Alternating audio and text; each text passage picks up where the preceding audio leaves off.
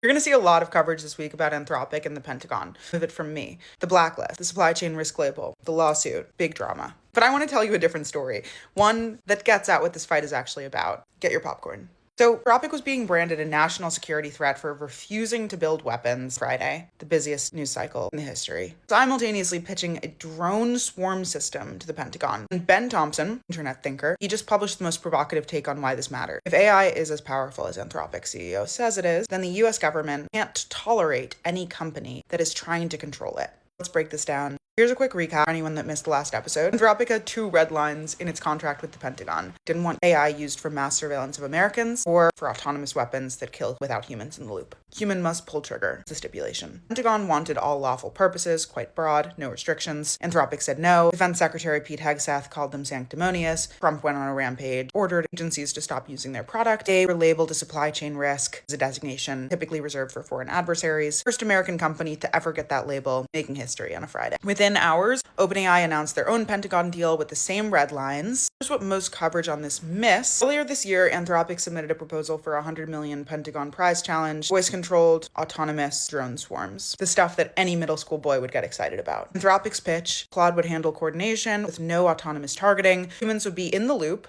They wanted a joint research program on safely developing these capabilities. They didn't win. SpaceX and xAI did. Two OpenAI partnered bids also got selected. But Anthropic did submit during the negotiations while drawing these red lines. Their position was that we'll do the work, but we decide what's allowed. Now, that's the part that the Pentagon could not accept. Ben Thompson laid out the stakes in a piece this week. Anthropic CEO Dario Amodei has compared AI to nuclear weapons. He said that selling chips to China is like selling nuclear weapons to North Korea. Thompson's point is that if AI really is that powerful, the implications cut both ways. Nuclear weapons make countries ungovernable from the outside. North Korea has them. That's why we can bomb Iran, but not North Korea. If AI is on that level, Amodei and Anthropic are building a power base that could rival US military. No government, especially one with guns and missiles, going to tolerate an unelected CEO deciding how that power gets used, what Ben is saying.